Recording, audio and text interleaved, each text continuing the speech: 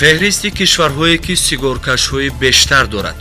чаро рӯзи 16 ноябр рӯзи бидуни сигор аст? зарари сигор ба саломатӣ ва мубориза ба сигору сигаркашӣ дар вилояти Хатлон ва Тоҷикистон. оё қонун дар бораи маҳдудияти сигор риоя мешавад ё на? шунавандагони гиромӣ, салом. маълумоти бештар ва ҷавоб ба чанд суолро дар барномаи навбатии инъикос аз радиои Хатлон мешунавед.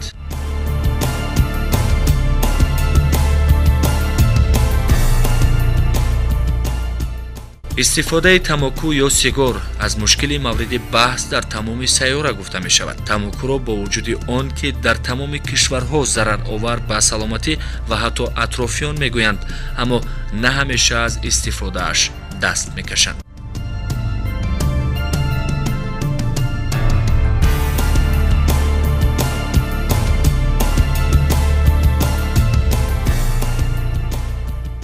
як радабандие ки соли 2014 анҷом шудааст, 10 кишваре ки дар он сигаркашӣ бештар мушоҳида мешавад, ҷои зикр шудааст. пойгоҳи хабарии «Комсомольская правда» ин гузоришро бознашр намуда гуфтааст ки дар ҷои аввал кишваре ки бештар сигор мекашанд чин аст, ҷои дуюм Русия ва гуфтааст ки дар ҷаҳон ҷои сеюм аз лиҳози сигаркашӣ Иёлоти Муттаҳидаи Амрико будааст. индонезия, ҳиндустон, ветнам ва ҳамагӣ 10 мамлакатро вориди кишварҳое кардааст ки аз ҳама бештар тамоку истифода мешавад. хушбахтона Тоҷикистон вориди ин феҳрист нест, вале мақомоти Тоҷикистон бар зидди истифодаи тамоку хусусан дар ҷойҳои ҷамъиятӣ ки зарари бештар ба мардум дорад мубориза мебаранд.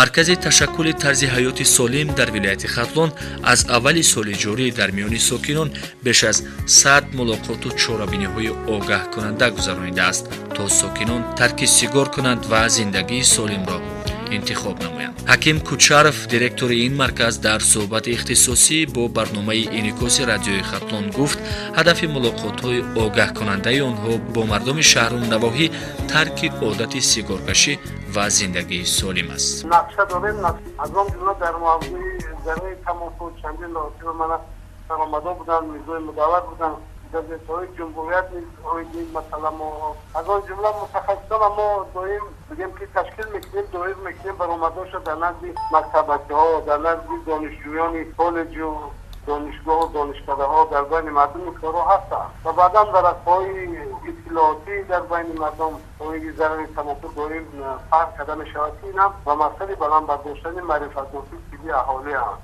бетаъсир намемонад, чунки як чизи сиёҳ агар 3 маротиба сафед бигӣ, аммо одам мегӯяд мумкин ҳамин чиз сафед бошад, чунки албатта бенатиҷа нест, лекин мегӯям монитори як назоратиро ки чӣ қадар буданд, чӣ қадар шуданд, ҳатто шахсиятҳое ки баҳс мекунанд мефасанд дар натиҷаи мисол корҳои тарғиботӣ ташвиқотӣ даст мекашанд, ин чизо ҳам ҳаст, лекин ҳамчун мушкилот, ҳамчун проблема албатта аз байн нарасад, чунки ин мушкилот на танҳо дар ҳудуди кишвари мо берун аз байм ҳамчун проблеми ҷаҳонӣ мавҷуд аст. бенатиҷа нестанд, натиҷаҳо албатта ҳастанд.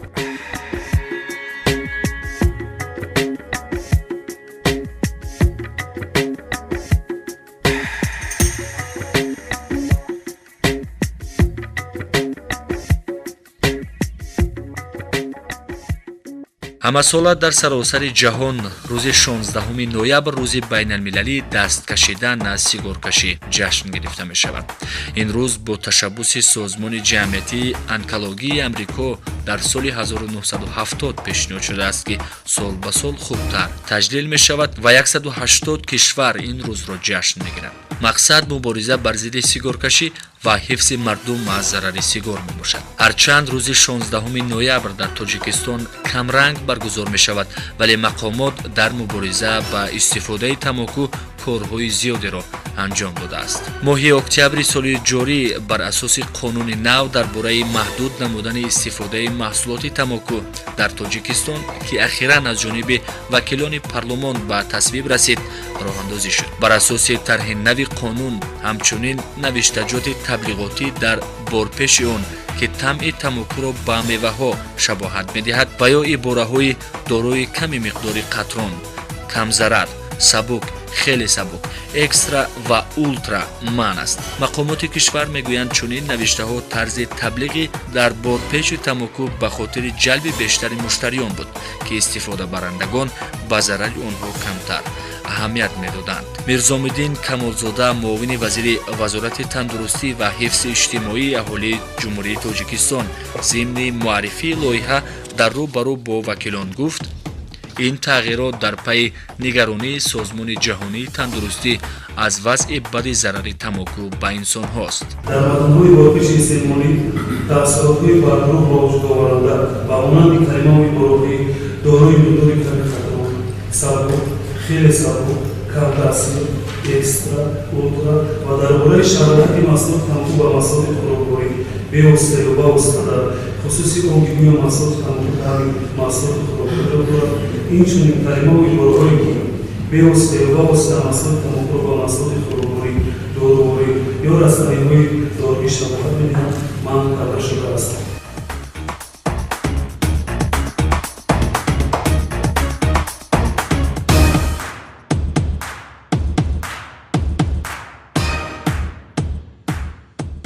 طبق قانون به افراد زیر سن 18 ساله فروختن محصولات تماکو منع است. از این به بعد فروشنده ها نمی توانند سیگار را بدون بارپیچ به مشتریان پیشنهاد کنند. اما طور مشاهده می شود تا هنوز در قسم زیادی از شهر و ناحیه ها جای های مخصوص برای فروش و استفاده محصولات تماکو فراهم نشده است. این قانون بعد امضای پرزیدنت کشور مورد عمل قرار می گیرد و می باید که آمادگی ها برای اجرای آن انجام شود. ارشاد سلیمانی تحلیلگر تاجیک نظرش را در این باره بیان کرد.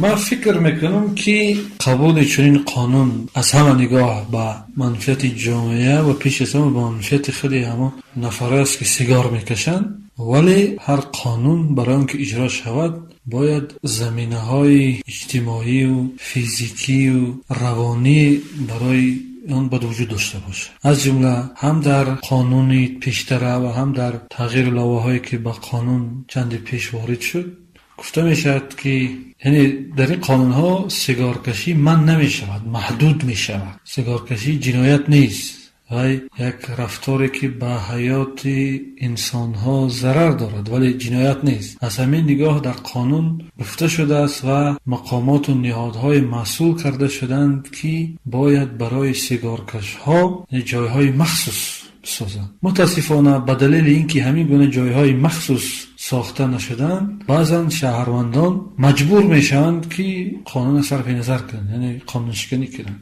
چون سیگارکشی یک عادت است. عادت یعنی وابستگی بسیار شدید روانی و فیزیکی انسان به این عادت است که این عادت امکان ندارد که در مدت یک خیلی کوتاه بپرتایی. از همین نگاه یکی از سبب‌های این که قانون ویران میشود همین است. از سوی دیگر بعضی از مقامات‌های مسئول ملیسه ها از وجود این قانون استفاده سو میکنند و بعضی نفران سیگارکش را که در جایهایی که قانون من نکرده است سیگار میکشند میخواهند که با استفاده از این قانون از آنها تمجید کنند. چون این حالت با خود من رخ داده بود. بحث ما از سطح کوچه تا سطح خب شعبه کارهای داخلی کشیده بود و در آخر ثابت کردیم همون ملیسه را که شما نادرست هستید، حتی راهبری همون شعبه کارهای داخلی را متقاعد کردیم که در این مورد شما ناحق هستین. اونا سرانجام از ما عذر خواستن و ما را به حال خود گذاشتن.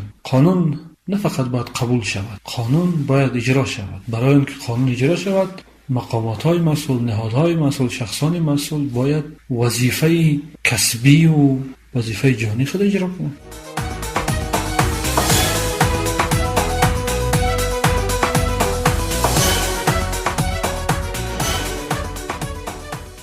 قانون در پارلمان تصویب شده است ولی حالا مورد عمل قرار نگرفته است. در همین حال فیروز براتوف خبرنگار و یک فعال جامعه چنین نظر دارد.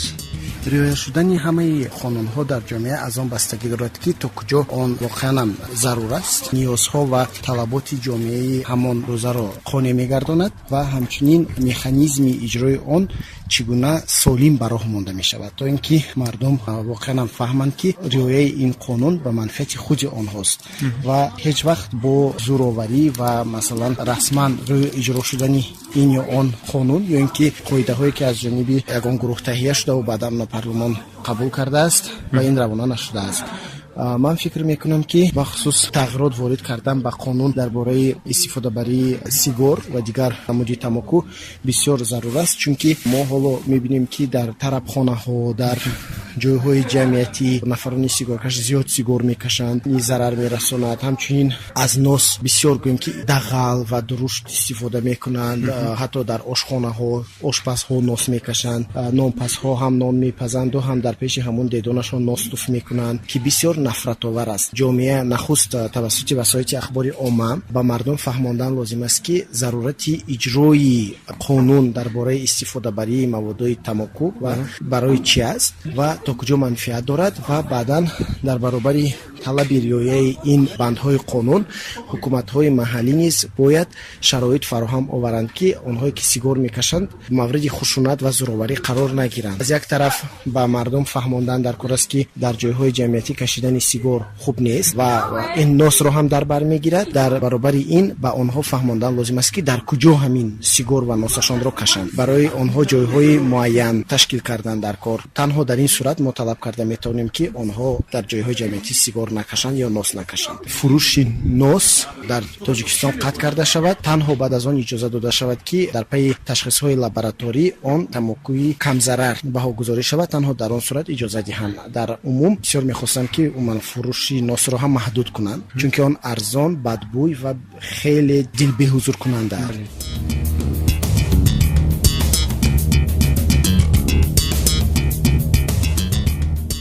тибқи омор ҳоло аз ҳар 10 мард дар ҷаҳон 1 нафар ва аз 20 зан 1 нафар сигор мекашанд. зарари тамоку ва сигор дар тоҷикистон низ мавриди нигаронии шадид қарор гирифтааст ки бар зидди маҳдуд кардани он мубориза мебаранд. ҳаким кучаров, сардори маркази ташаккули тарзи ҳаёти солим дар вилояти хатлон, дар мавриди зарари истифодаи сигор ва тамоку чунин мегӯяд: кам касе инҷо ба ҳоли худ тараҳум мекунад. اون شخصایی که دلشون با خودشون و مسئولیت و زندگی خودشون با حیات خودشون شخصیت‌های حساسی بود و پیش از همه باید یک شفاهم که ما زیان به خودمون میاریم، یعنی که از نظر پسیکولوژی ما پول میتیم زخم میخریم و نه تنها برای خودمون، برای اهل و عائله، برای اطرافیانی که بسیار در اطراف ما هستن ما میتونیم که با همچون یک چیز زیان‌آور اینا فهمانده دهیم و یگانه چیزی که اینجا ضرور است پیش از همه برای هر یک شخص اراده مستحکم همه انسان است که اون وقتی که دست میکنه که در حقیقت زیان‌آور است فقط یک چیز در کار اراده مستحکم. من همین را بحث کردم دیگر از این استفاده نمیبرم. پیش از همه من درسی مسئولیت اگر در انسان‌ها در آدم‌ها بیشتر اگر ما پیدا کنیم یکی از راه‌های دیگه که خوب بهتر به اقام صرف مبلغ این قسم را همین بهتر شدیم.